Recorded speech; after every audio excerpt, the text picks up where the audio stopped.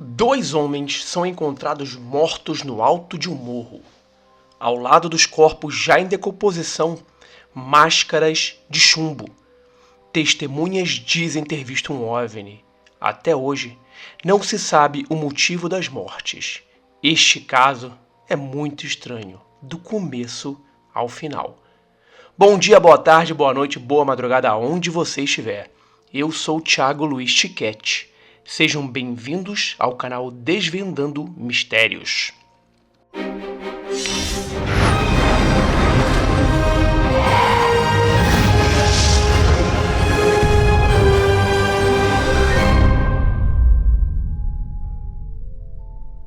No dia 20 de agosto de 1966, um sábado, dois homens foram encontrados mortos no alto do Morro do Vintém, no bairro de Santa Rosa, em Niterói, Rio de Janeiro. Nenhum sinal de violência ou luta corporal foram encontrados. Os corpos estavam próximos um ao lado do outro, deitados de costas no chão, em cima de uma espécie de cama feita de folhas de pintoba, uma espécie de palmeira, as quais foram cortadas com alguma faca ou algo similar. Ambos estavam bem vestidos, com ternos limpos e com capas de chuva, e em adiantado estado de putrefação.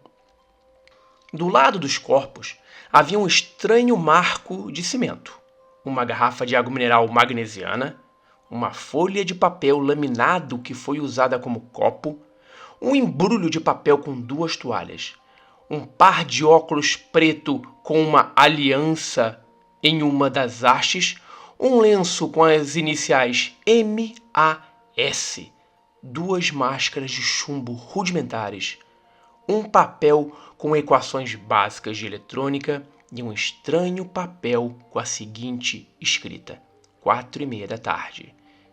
Está local determinado. 6:30 da noite. Ingerir cápsula após efeito. Proteger metais. Aguardar sinal. Máscara.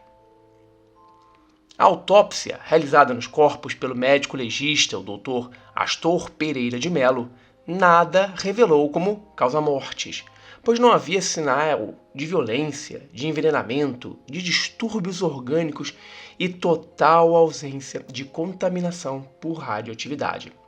Foram realizados diversos exames toxicológicos em diversos pedaços das vísceras e todos deram negativo. Os documentos que portavam permitiram facilmente identificar quem eram aqueles pobres mortos. Eram Miguel José Viana e Manuel Pereira da Cruz, técnicos em eletrônica e sócios, moradores na cidade de Campo dos Goitacazes, no interior do Rio de Janeiro. Para complicar ainda mais, na noite em que os homens teriam morrido, no dia 17 de agosto de 1966, várias testemunhas telefonaram para a polícia para informar que haviam visto um OVNI de forma arredondada e com ralo de luz intenso sobrevoando o local onde foram encontrados os corpos no alto do Morro do Vintém. E a história começou a parecer a ser desvendada. Após colher os testemunhos, começou-se a determinar a cronologia dos fatos. Manuel teria dito à sua esposa que iria para São Paulo juntamente com Miguel para comprar um carro usado e alguns componentes de eletrônica para o estoque de sua oficina. Os dois homens pegaram um ônibus na rodoviária de Campos com destino a Niterói e não a São Paulo, como haviam informado a família. Em Niterói, passaram em uma loja e compraram capas de chuva, e embora estivesse chovendo no momento, saíram da loja às pressas sem vestir a capa. Depois, passaram em um bar e compraram uma garrafa de água mineral magnesiana, não esquecendo de pegar o comprovante do vasilhame para poder devolver na volta. A pessoa que os atendeu neste último estabelecimento disse que Miguel parecia estar nervoso e a toda hora consultava as horas no relógio. Aquele dia estava chuvoso e escurecendo rapidamente. O vigia Raulino de Matos, morador do local, viu quando Manuel e Miguel chegaram ao pé do morro em um jipe dirigido por um homem loiro, juntamente com outras duas pessoas até hoje não identificadas. Manuel e José desceram do jipe e subiram o morro a pé. Durante a investigação efetuada posteriormente, foi notado que no caminho do Morro do Vintém existia um centro espírita, o qual realizava estudos e pesquisas espirituais, mas, no entanto, não foram encontradas provas do contato de Miguel e Manuel com os membros desse local. Mas aí a pergunta: poderia haver alguma ligação, tendo em vista a localização do centro espírita no caminho em que Miguel e Manuel fizeram até o Morro do Vintém? Quem dirigiu o jipe que levou as vítimas até o pé do morro? Seria alguém que os orientou em sua experiência? E mais, existe a certeza de que Manuel e Miguel foram orientados por alguém com conhecimento intelectual superior, devido aos detalhes dos procedimentos que realizariam no Morro do Vintém. Mas quem seria essa pessoa? Então, no dia 18 de agosto, um garoto de 18 anos chamado Paulo Cordeiro Azevedo dos Santos, que estava caçando passarinhos, viu os corpos e avisou ao policial Antônio Guerra. Posteriormente, esse policial foi ouvido pelo delegado Venâncio Bittencourt, que comandou na época as investigações, para saber por que demorou 2 dias para ir ao local onde foram achados os cadáveres. Acredita-se que ele ou outra pessoa tenham revistado os cadáveres para buscar itens de valor, mas isso nunca ficou comprovado. No dia 20 de agosto, um sábado, 2 dias depois, por volta das 18 horas, 6 horas da noite, um garoto também de 18 anos, Jorge da Costa Alves, estava procurando sua pipa junto com outros colegas quando sentiram um forte e mau cheiro e localizaram os corpos. No dia seguinte, domingo pela manhã, a polícia, os bombeiros, jornalistas e curiosos subiram o morro para resgatar os corpos. No bolso de uma das vítimas foi encontrada a quantia de 157 mil cruzeiros, que hoje seria o equivalente a 68 dólares. E no bolso de outro 4 mil, menos de 2 dólares do dia de hoje, além de relógios. Um dos bilhetes e o sumiço do dinheiro que eles haviam pego quando saíram para sua viagem reforçaram a hipótese da existência de um terceiro personagem. Também a ausência de uma faca ou objeto cortante utilizado para cortar as folhas de pintoba reforçou essa hipótese. Mas as máscaras de chumbo não combinavam com a situação. Além disso, havia aquele estranho bilhete. A hipótese de uma terceira pessoa indicava que ela teria dirigido a experiência, mas não participado. Mais tarde, a polícia prendeu o amigo das vítimas, Elcio Correia Gomes, um espírita que introduziu os 2 radiotécnicos em estranhas e grandiosas experiências. Tempos atrás, os 3 causaram uma enorme explosão na praia de Atafona, no interior do Rio de Janeiro. A explosão foi tão grande e causou um clarão enorme que a população pensou que estava ocorrendo um terremoto. Esse acidente foi objeto de investigação por parte da Marinha Brasileira. Mas como a polícia não encontrou provas contra o Elcio, ele foi liberado. Após os jornais terem anunciado essas 2 estranhas mortes, uma senhora chamada Gracinda Barbosa Coutinho de Souza informou que no dia 17 de agosto, entre 7 da noite e 8, juntamente com 3 filhos, 2 meninas e um menino, estavam passando de carro pela Alameda São Boaventura, no bairro da Fonseca, quando uma dessas suas filhas, Denise, de 7 anos na época, chamou a atenção da mãe para algo no alto do morro.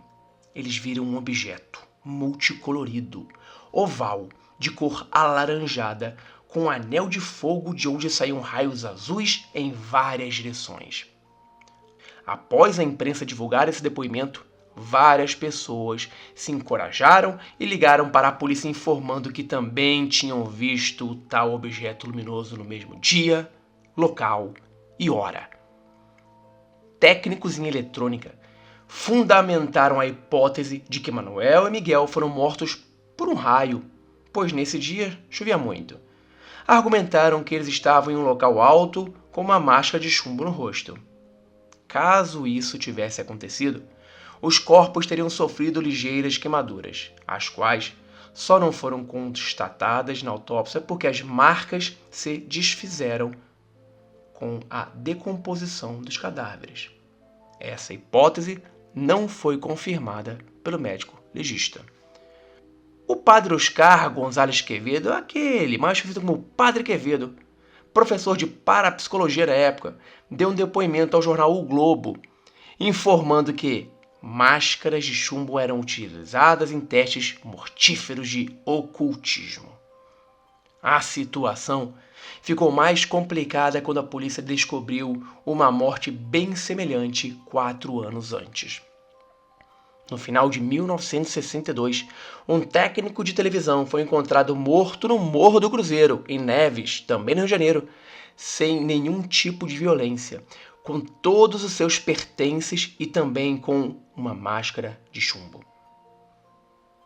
Depois de muita investigação e várias hipóteses levantadas, no dia 25 de agosto de 1967, os corpos foram exumados para ser realizada uma nova série de exames, mas nada foi descoberto. Em 1969, a Justiça Brasileira arquivou o processo por falta de provas. Chegou 1980 e o cientista e ufólogo Jacques Vallée veio ao Brasil exclusivamente para pesquisar esse caso. Ao chegar ao local onde foram encontrados os corpos, na companhia de sua esposa, com o detetive Saulo Soares de Souza e do repórter policial Mauro Dias, os quais participaram do caso na época dos acontecimentos, ficaram estarrecidos com o que estavam vendo. No local onde foram encontrados os corpos, não havia vegetação alguma. Estando o local praticamente demarcado, como se alguém tivesse contornado os corpos, e o solo estava como se tivesse sido calcinado. Por que não cresceu mais nenhuma vegetação no local onde os corpos foram encontrados? Qual o fenômeno que teria provocado esse acontecimento? O caso foi divulgado no programa Linha Direta da Rede Globo, mostrando todos os detalhes. Durante o programa, foi pedido o desarquivamento do processo da morte de Miguel e Manuel para análise dos documentos, mas, misteriosamente, a caixa que continha todo o processo estava vazia. Todos os documentos desapareceram. Em 1997, o caso foi pesquisado pelo falecido Claudeir Corvo, um dos maiores ufólogos do Brasil. Na análise realizada por Claudeir, no cruzamento de ocorrências, haviam vários relatos sobre violências cometidas por supostos extraterrestres contra seres humanos. E muitos desses episódios guardavam semelhança em um aspecto com o caso das máscaras de chumbo. E, no mar de hipóteses que ficaram, ele ainda afirma que os 2 homens se envolveram numa misteriosa e fatal experiência com indícios da presença de OVNIs no lamentável e trágico episódio. Até hoje, muitas são as perguntas que permanecem sem respostas. Mas e você? O que acha que poderia ter acontecido com eles? Deixe a sua opinião nos comentários. Um abraço e até a próxima.